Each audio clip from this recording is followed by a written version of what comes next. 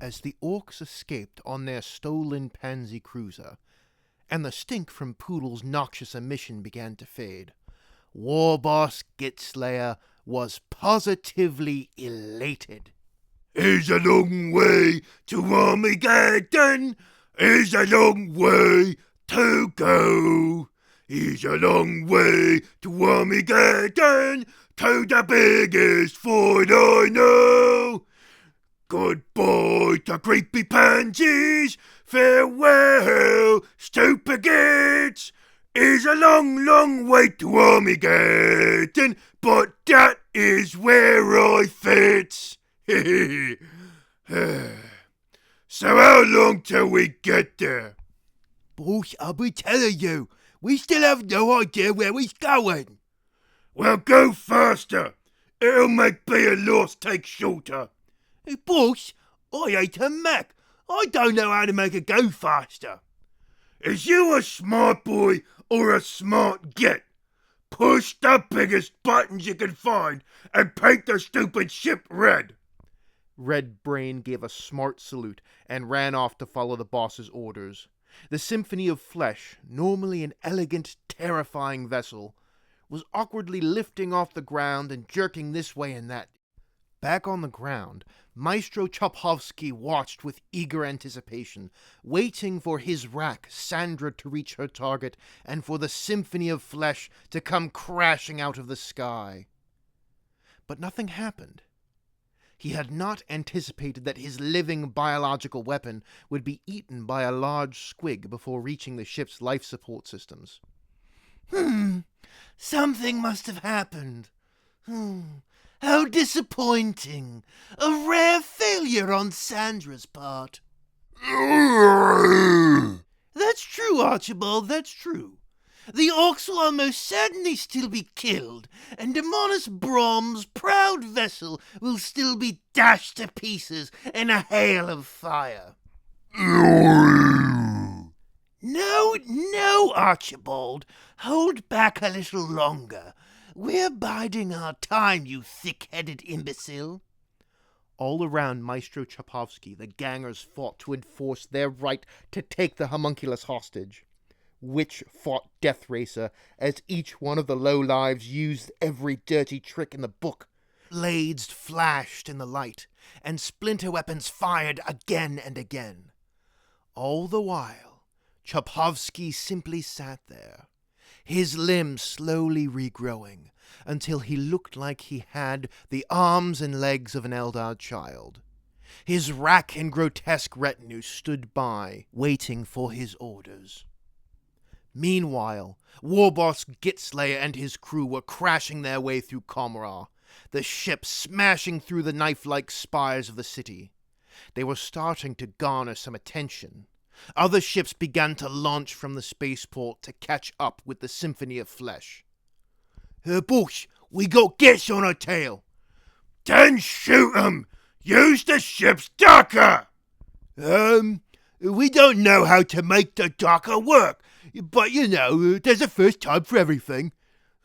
Zog, we don't even know how to do anything on this rig. I don't want excuses. I want dead pansies.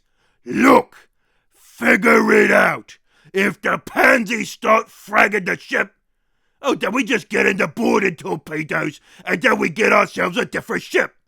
I thought you was smart, Red Brain. Why's I coming up with all the ideas? Okay, so figure out how to fly the thing, shoot the pansy docker, loot a different ship if they zog this ship. Yeah, that makes sense. Right, boys, let's do this. Once again, through fearless trial and error, the orcs continued to rampage across Comra, though their pursuers were gaining on them rapidly. Back at the spaceport, Maestro Chophovsky's grin widened as the gangers slowly thinned themselves out. Bone Picker was in the thick of things, his dreams of reclaiming his lost glory, to become an Archon again. His blade moved faster than it had in years. He could taste his victory. Dodge beneath the Witchblade, stab the arm of the Kabbalite warrior to make him drop his splinter rifle, fire it into the witch. This homunculus was the key to everything. Bonepicker became a whirlwind of death, dipping in and out of combat, allying with another weaker gang to defeat a stronger one, and then betraying his allies at the right time. Soon, he would no longer be Bonepicker. He would be Calistrixus of the Blood Quarter once more. When the red haze of battle faded, the Drukhari's scum looked around. There were only a few scattered Cabalites and witches standing around. The rest were all dead and dying. Bonepicker had won. But he turned to see the rictus grin of Maestro Chopovsky looking back at him. A few of his racks died in the crossfire, but his retinue was mostly intact. Archibald the Grotesque loomed over the ambitious Drukhari. "Flew a bit too close to the sun, did we? Oh, those delicate little wings of yours are about to melt clean away." Bonepicker tried to run, but Archibald seized him as Chopovsky administered a powerful anesthesia injected directly into his heart. "I called you that urchin, but I know who you are, or more appropriately, who you were. Calistrixus. 300 years ago, you were the talk of the town. You even attended one of my toccatas of torment, though I doubt you remember a thing about it. You were high on at least 8 different narcotics, and even a few that I didn't even recognize. And what depths you fell to. To be nothing. Oh, but now you belong to me, and I will make you so much more.